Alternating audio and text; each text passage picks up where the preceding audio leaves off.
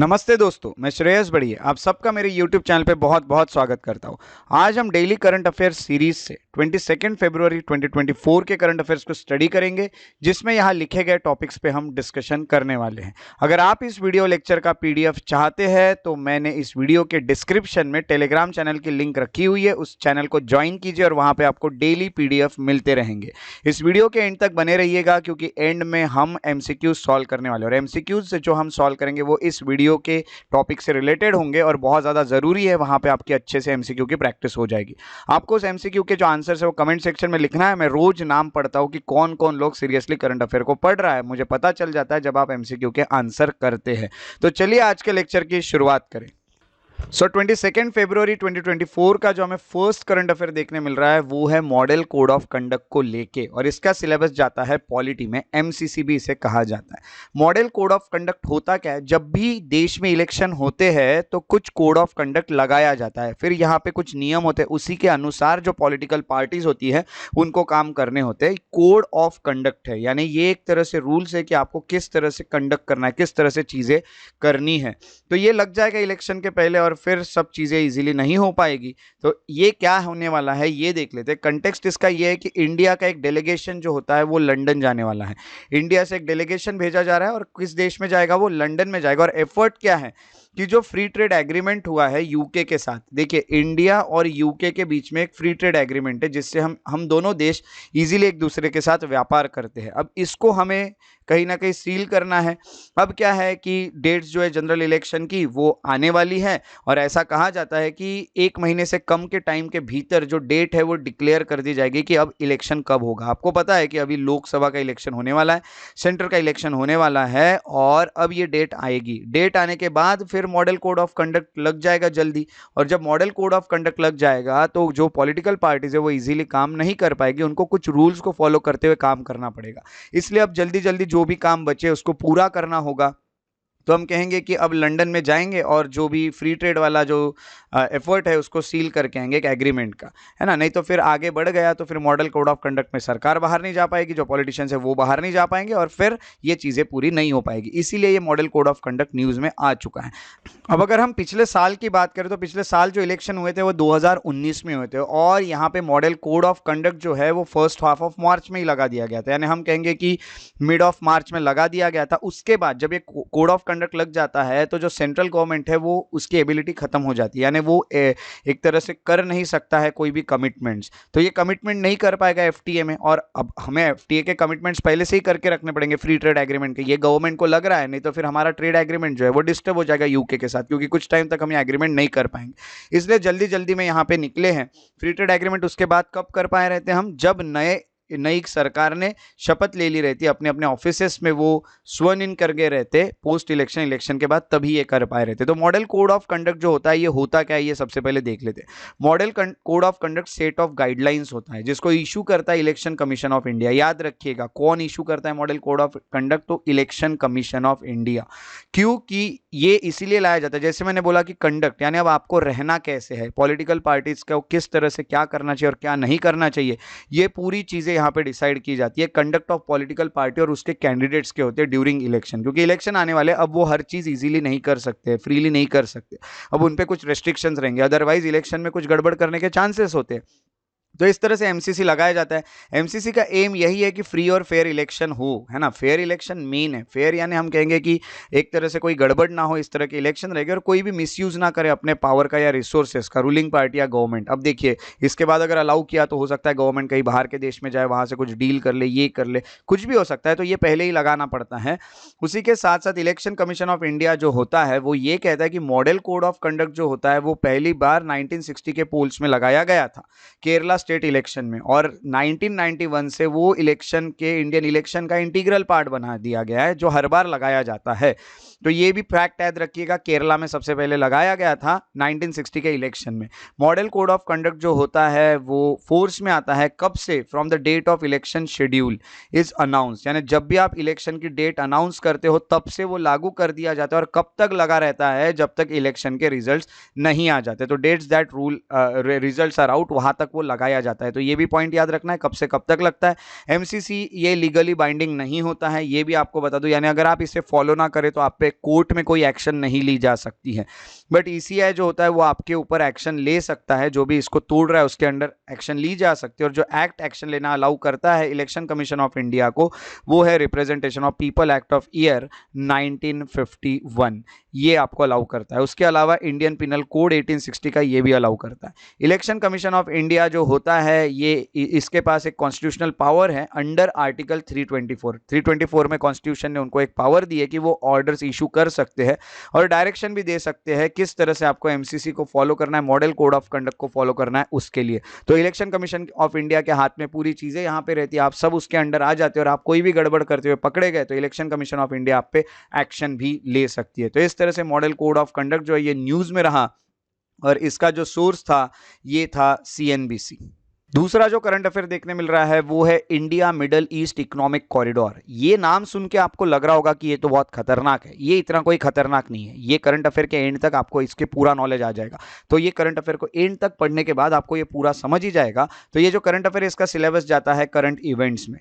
Greek जो president है PM कायरियोस मिट्सोटाकिस करके है, इन्होंने ये कहा है कि हमें आईएमईसी को आगे बढ़ाना पड़ेगा। हमें ये पता है कि मिडल ईस्ट में बहुत ज़्यादा कॉन्फ्लिक्ट चल रहे हैं, इजराइल वॉर और ये सब चल रहा है, फिर भी हमें इसे प्रोटेक्ट करके हमें इसके साथ आगे बढ़ना होगा। अब ये है क्या ये भी आपको बताता हूँ, बट थोड़ा सा पहले हमें बैकग्राउंड देख लेना पड़ेगा। तो इजराइल वॉर चल रहा है गाजा में, जिससे डिस्टेबलाइज हो रहा है। हमारा जो प्लान है वो India middle east economic corridor एक बनाया गया है, वहाँ पे काफ़ी प्रॉब्लम्स जा सकते हैं, इजीली सब चीज़ें नहीं हो सकती क्योंकि इजराइल वॉर लड़ रहा है। तो इंडिया और ग्रीस जो होते हैं वो अपना जो प्रोजेक्ट है उसको वो कहीं ना कहीं हम कहेंगे कि आगे बढ़ाएंगे, ऐसा ग्रीक प्राइम मिनिस्टर जो है मिट्सोटाकिस इन्होंने कहा है। उन्होंने इनॉग्रेट भी किया एनुअल राइजिना डायलॉग्स। तो राइजिना डायलॉग्स जो है वो कल न्यूज़ में थे, कल हमने ये पढ़े भी थे और वहाँ पे ये सब बातें चल रही है। और मैंने आपको बताया कि काफ़ी टाइम तक ये न्यूज़ में आते रहेगा क्योंकि वहाँ पे बातचीत चल रही है।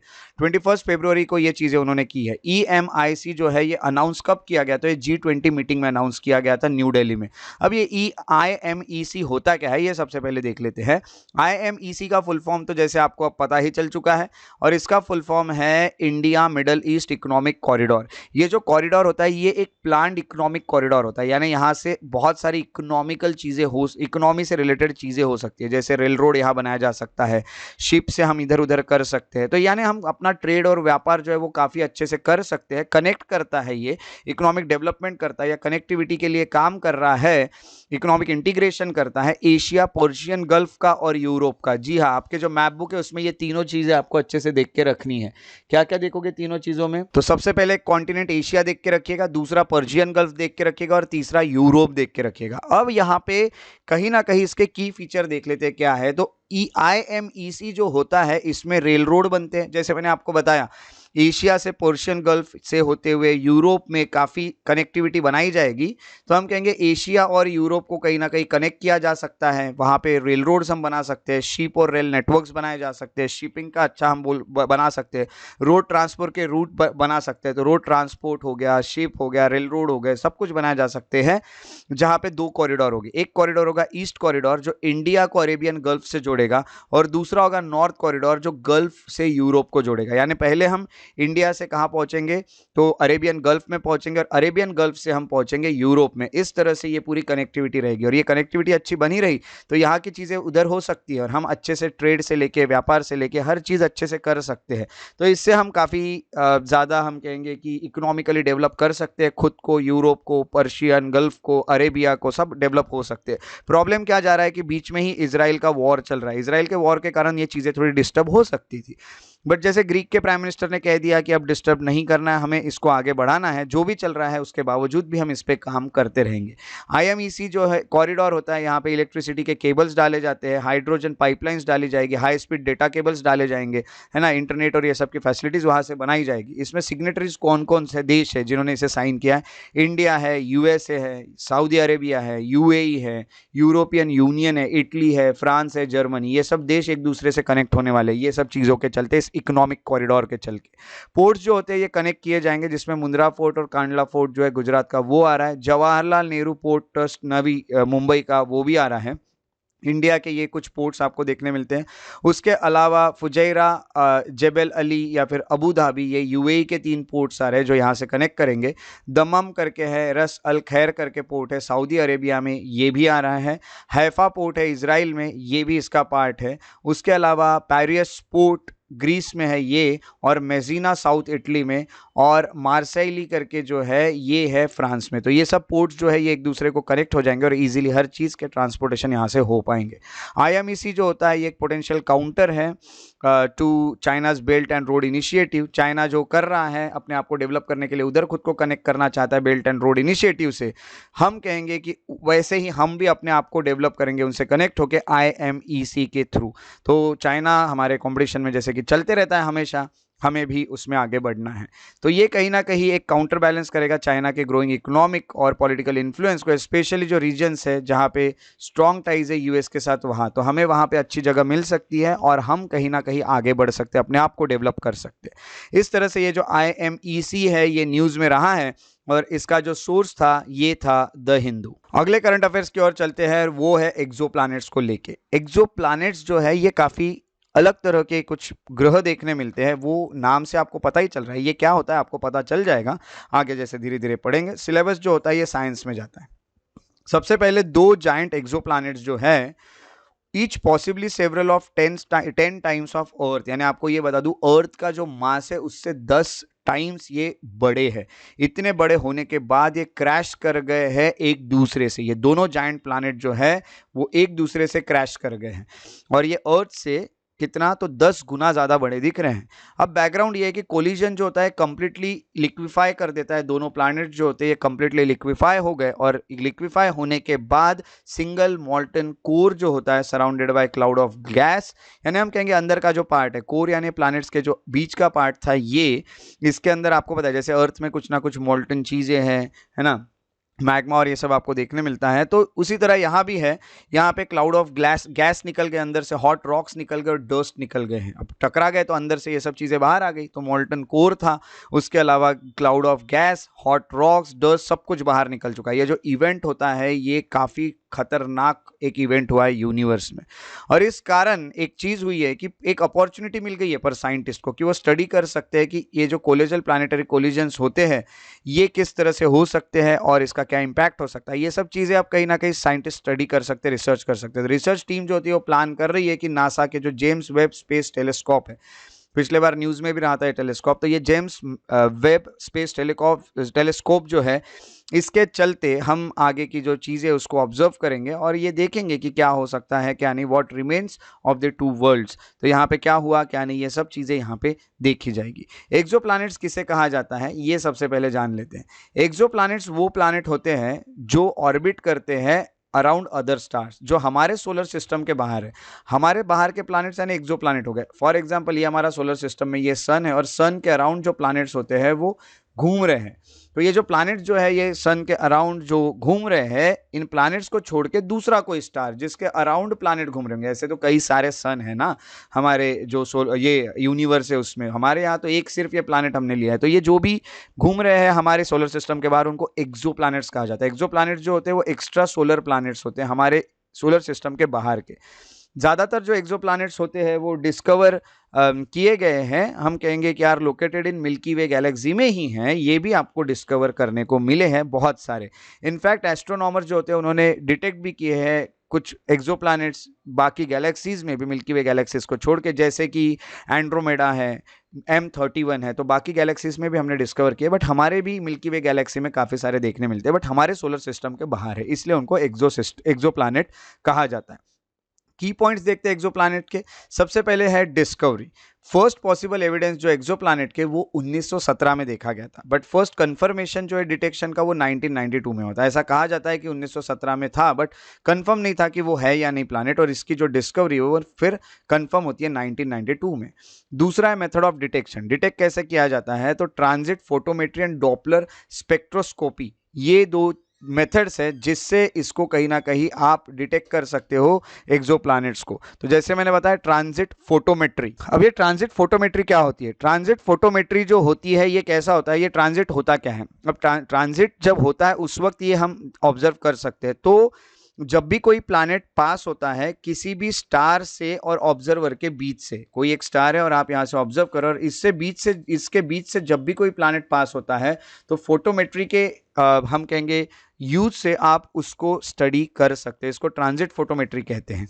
उसके बाद ये डॉपलर स्पेक्ट्रोस्कोपी क्या होता है ये भी बता देता हूं। तो यहाँ पे जो भी पीरियोडिक शिफ्ट देखने मिल रहा है वो देखते हैं, यानी यहाँ पे जब भी कोई स्टार होता है वो स्टार के जो कलर में वेरिएशन आते हैं उसको ऑब्जर्व किया जाता है। आपको ये भी बता दूं, जब भी कोई स्टार अर्थ की तरफ मूव करता है, फॉर एग्जाम्पल ये अर्थ है और अर्थ की तरफ जब भी कोई स्टार मूव कर रहा है तो ऐसा कहा जाता है जो स्पेक्ट्रम होता है वो ब्लू शिफ्टेड आपको दिखने मिलता है। और जब वो अर्थ से दूर जाने लगता है, अर्थ से कोई भी प्लैनेट जब स्टार दूर जाने लगता है तो ये ब्लू शिफ्टेड हो जाता है। तो ये कहीं ना कहीं रेड शिफ्टेड आपको देखने मिलता है जब ये अर्थ के पास आएगा स्पेक्ट्रोमीटर में, और जैसे जैसे दूर जाएगा तो ये ब्लू शिफ्टेड आपको देखने मिलता है। इस तरह से ये ऑब्जर्व भी हम कर सकते हैं डॉपलर स्पेक्ट्रोस्कोपी से। तो ये दोनों मोस्ट कॉमन मेथड है जिससे एक्सोप्लैनेट्स को हम कहीं ना कहीं डिटेक्ट कर सकते हैं। अगला है टाइप्स ऑफ एक्सोप्लैनेट। एक्सोप्लैनेट के टाइप्स क्या है? कुछ एक्सोप्लैनेट जो है वो काफ़ी मैसिव है, बड़े बड़े है, जैसे कि जुपिटर है, बट ऑर्बिट जो होता है वो काफ़ी क्लोजर है उनके हॉट स्टार के, यानी मर्क्यूरी से भी, यानी हम कहेंगे जुपिटर स्टार यानी सन से काफ़ी दूर है, बट ये जो एक्सोप्लैनेट्स है कुछ वो जुपिटर जितने बड़े हैं बट उनके स्टार के बहुत पास में है, मर्क्यूरी जितना पास है उससे भी कहीं पास में है। कुछ रॉकी है, कुछ आइसी है, कहीं पे काफ़ी आइस है, कहीं कहीं पे आपको देखने मिलता है कि many simply do not have analogous in our solar system. कुछ ऐसे हैं जो हमारे यहाँ से कोई मिलते जुलते भी नहीं है, तो इस तरह के भी हमसे काफ़ी अलग है, ये भी देखने मिलते हैं। तो कुछ ऐसे एक्सोप्लैनेट्स आपको देखने मिलते हैं। अगला हमारा इंटरेस्ट जहाँ जाता है वो इसके हैबिटेबल जोन में। क्या इस प्लैनेट में रहना पॉसिबल है? क्या वहाँ पे लिक्विड वाटर है जो ज़रूरी है लाइफ के लिए? क्योंकि पानी में ही सबसे पहले लाइफ देखने मिलती है, तो वो भी हमें देखना है कि वहाँ पे हम कोई लाइफ एग्जिस्ट कर सकती है कि नहीं, तो ये भी बहुत ज़्यादा ज़रूरी हो जाता है हमारे लिए। उसके अलावा है future exploration. James Webb space telescope जो है ये ऐसा एक्सपेक्ट किया जा रहा है कि ये डिस्कवर करेगा और भी ज़्यादा एक्सोप्लैनेट्स। उसके अलावा ये कहीं ना कहीं कुछ हमें चीज़ें बताएगा कि वो उसका कंपोजिशन कैसा है, वहाँ इन्वायरमेंटल कंडीशंस कैसे है, वहाँ पे लाइफ पॉसिबल है कि नहीं, ये सब चीज़ें भी एक्सोप्लैनेट्स के बारे में डिटेक्ट की जा सकती है, समझी जा सकती है मैक्स ये जो है जेम्स वेब स्पेस टेलीस्कोप्स के द्वारा। तो ये जो है ये करंट अफेयर था एक्सोप्लैनेट्स को लेकर। एक्सोप्लैनेट्स जो है ये दो आके टकराए हैं हमारे यूनिवर्स में, तो इसका जो सोर्स था ये था बिजनेस टुडे। उसके बाद जो हमें अगला करंट अफेयर देखने मिल रहा है वो है financial stability and development council, और इसका सिलेबस जाता है इकोनॉमी में। तो काफ़ी सारे मेजर्स आए हैं जिससे अनऑथराइज्ड ऑनलाइन लेंडिंग ऐप्स जो है, जो ऐसी ऐप है जो आपको पैसे लेंड करती है, जो आपको पैसे उधार देती है ऑनलाइन, वो देखना होगा कि वो अच्छे से काम कर रही है कि नहीं, उसके ऑपरेशंस को जो भी है वो अनऑथराइज्ड है और वो इस तरह से काम कर रही है, उससे काफ़ी धोखा हो सकता है हमारे इकोनॉमी को या फाइनेंशियल स्टेबिलिटी को। तो हम कहेंगे कि यहाँ पे कुछ इशू जो है ये सामने आया है financial stability and development council के, जिसके चेयरमैन है finance minister Nirmala Sitharaman. Wednesday पे इस पे डिस्कशंस हुए हैं और कुछ मेजर्स आए हैं जिससे अनऑथराइज्ड ऑनलाइन लेंडिंग ऐप्स को रोका जा सकता है। तो बैकग्राउंड ये इसका ये है कि जो FSDC है इसकी अगर बात करें तो जिसमें बहुत सारे फाइनेंशियल सेक्टर रेगुलेटर है, पूरे ही फाइनेंशियल सेक्टर रेगुलेटर्स है। बैकग्राउंड में जाए तो FSDC जो है that is financial stability and development council, जिसके पास पूरे फाइनेंशियल सेक्टर रेगुलेटर्स है ऑन बोर्ड, जिसमें RBI भी काम करता है। इन सब ने डिस्कस किए कुछ इश्यूज मैक्रो फाइनेंशियल स्टेबिलिटी को लेके, पूरे देश के फाइनेंशियल स्टेबिलिटी को लेके, और कंट्री हमारी कितनी रेडी है उसके प्रिपेयर्डनेस को लेके कि वो डील कैसे कर सकते हैं, ये सभी जो चैलेंजेस आगे आने वाले हैं उसको लेके। इकोनॉमी को लेके हमें काफ़ी सारी चीज़ें सोचनी पड़ेगी। ऐसे अनऑथराइज चीज़ें अगर काम करने लग गई तो हो सकता है हमारी इकोनॉमी धोखे में भी आ सकती है। तो ये जो फाइनेंशियल स्टेबिलिटी डेवलपमेंट काउंसिल है ये एक non statutory apex council, non statutory यानी किसी लॉ के दौरान नहीं बनाई गई है। इसको एक एग्जीक्यूटिव ऑर्डर के दौरान बनाया गया था 2010 में, और इसीलिए कोई लॉ पास करके नहीं बनाया गया है, इसीलिए ये कहीं ना कहीं नॉन स्टैट्यूटरी।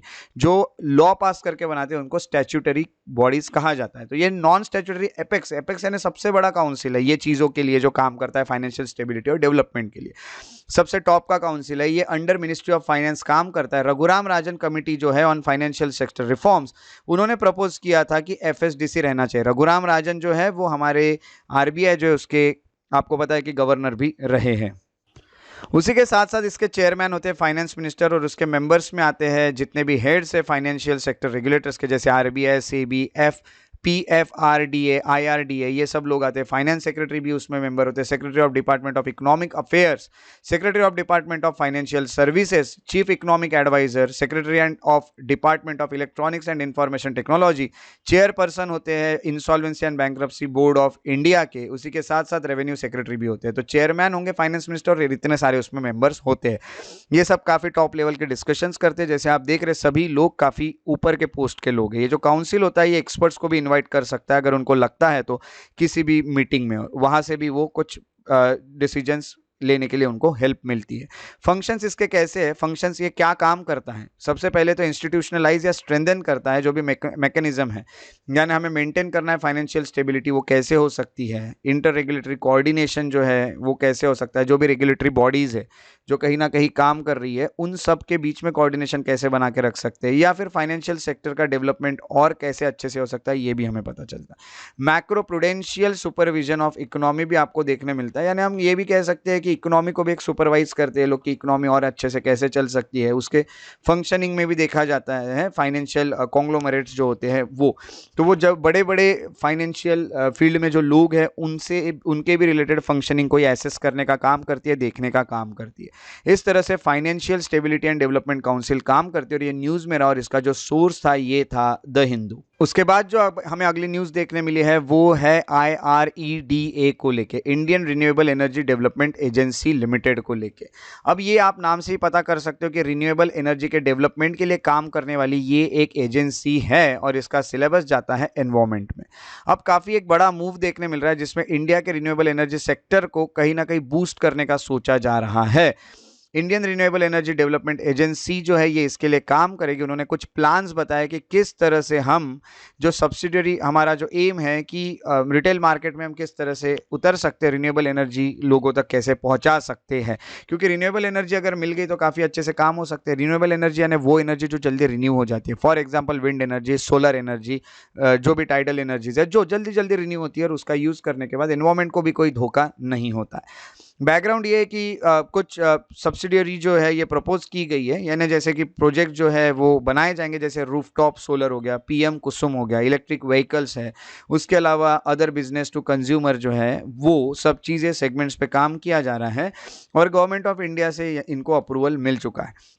तो ये जो इंडियन रिन्यूएबल एनर्जी डेवलपमेंट है ये क्या है ये देख लेते हैं। तो Indian renewable energy development agency जो होती है ये state owned non banking finance company, ये एक फाइनेंस कंपनी है जो क्या करती है, ये फाइनेंस करती है कुछ चीज़ों को, कुछ प्रोजेक्ट्स को, कुछ चीज़ें जो भी है मार्केट में आएगी उन सबको, और ये नॉन बैंकिंग है यानी ये बैंकिंग नहीं है और ये गवर्नमेंट की ही है, स्टेट ओन्ड होती है ये कंपनी है जो कि डेवलप क्या करती है, रिन्यूएबल एनर्जी और एनर्जी कंजर्वेशन प्रोजेक्ट्स, पैसे लगाती है और उसके ऊपर कहीं ना कहीं काम करती है। ये प्रोवाइड करती है फाइनेंशियल सपोर्ट जितने भी प्रोजेक्ट्स चल रहे हैं इलेक्ट्रिसिटी जनरेट करने के लिए, और नए नए रिन्यूएबल रिसोर्सेज को कहीं ना कहीं ऐड करते रहती है और प्रोवाइड करती है, लोन्स भी देती है, इक्विटी फंडिंग्स होती है, ग्रांट करती है रिन्यूएबल एनर्जी और एनर्जी एफिशिएंसी प्रोजेक्ट्स को इंडिया में। तो कहीं ना कहीं प्रोजेक्ट जो है वो इन्हीं के अंडर चलते हैं, रिन्यूएबल एनर्जी के। इक्विटी फंडिंग यानी जो भी है शेयर्स और शेयर मार्केट्स जो है ये इसमें भी कहीं ना कहीं ये काम करती है रिन्यूएबल एनर्जी से रिलेटेड। ये कोलैबोरेट भी करती है अदर बैंक्स के साथ और वहाँ से भी वो पैसे ला सकती है और बाकी फाइनेंशियल इंस्टीट्यूशन के साथ, जिससे को लेंडिंग और लोन सिंडिकेशन हो सकता है, यानी आपके पास उतना फाइनेंस नहीं, उतना पैसा नहीं है तो ये दूसरे बैंक से लेके भी आपको दे सकती है, ये भी ये करती है कोलैबोरेशन में।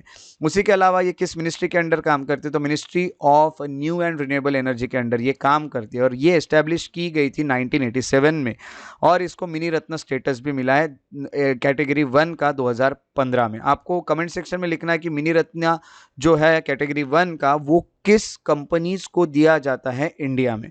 इसका मोटिव एक ही है, ever energy for ever.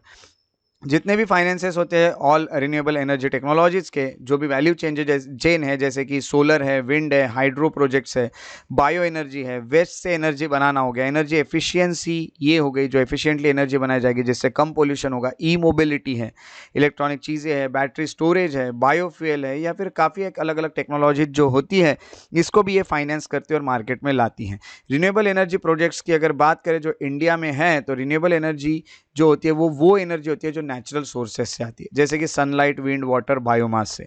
Renewable energy project जो होते हैं वो कहीं ना कहीं इन सोर्सेस से एनर्जी को जनरेट करने के काम करते हैं, हीट या फ्यूल को जनरेट करने के काम करते हैं, और वो एनवायरमेंटल फ्रेंडली होते हैं, उससे पोल्यूशन और ये सब नहीं होता, और काफ़ी सस्टेनेबल होते हैं, वो हमारे रिसोर्सेज को भी ख़त्म नहीं करते। सस्टेनेबल यानी हमारे जो नेचुरल रिसोर्सेज है उन्हें ख़त्म ना करते हुए जो काम करते हैं वो सब। इंडिया जो है एक लीडिंग कंट्री है रिन्यूएबल एनर्जी को लेकर, और इसका टारगेट यही है कि हमें 500 गीगावाट की रिन्यूएबल एनर्जी बनानी है 2030 तक। दिसंबर 2023 में अगर बात करें तो इंडिया इंस्टॉल कर चुका है रिन्यूएबल एनर्जी कैपेसिटी, जिसमें लार्ज हाइड्रोज आपको देखने मिलते हैं, काफ़ी सारे इंस्टॉल कर दिए गए, 179.5 गीगावाट्स तक हम पहुंच चुके हैं, which is about 42% of India's country या फिर कंट्रीज टोटल कैपेसिटी। हम 42% तक इसे पहुंचा दिए है 2023 तक। इंडिया का रैंक 4th है globally renewable energy installed capacity में। तो 4th इन wind energy, wind power capacity, ये सब अच्छे से याद रखिएगा। इंडिया का रैंक 4th है रिन्यूएबल एनर्जी इंस्टॉल्ड कैपेसिटी, जो भी इंस्टॉल किया उसको लेके।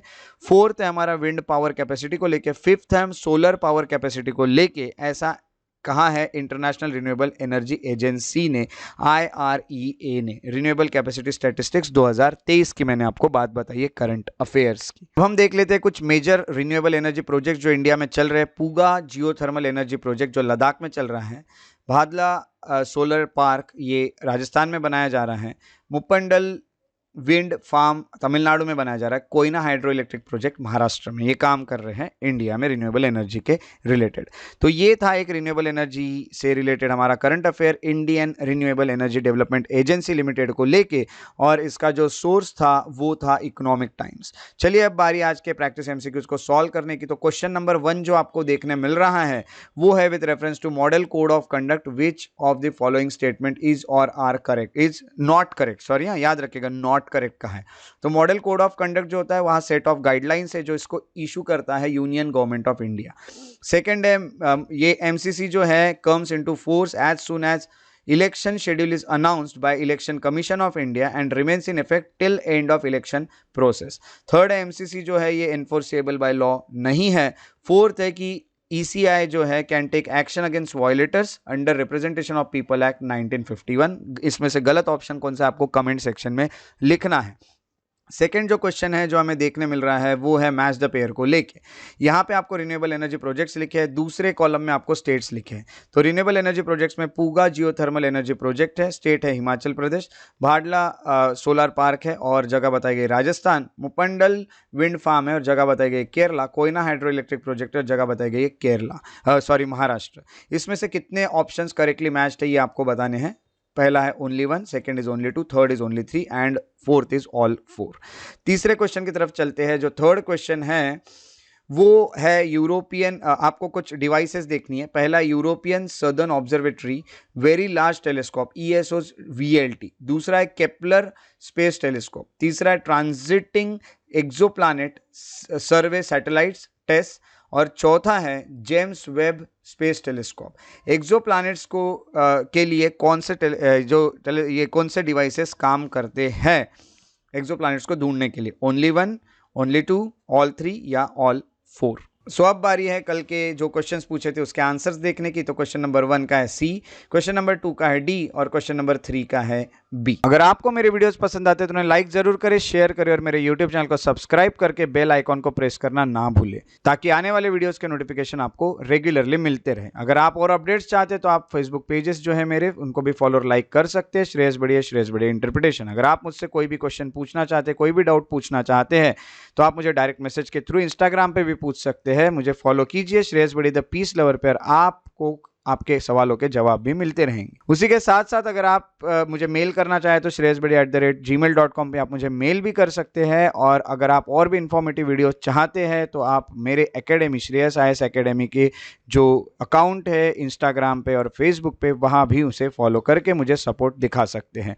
मेरे साथ इस वीडियो में बने रहने के लिए बहुत बहुत शुक्रिया। Thank you so much for being here. Take care and have a very good day.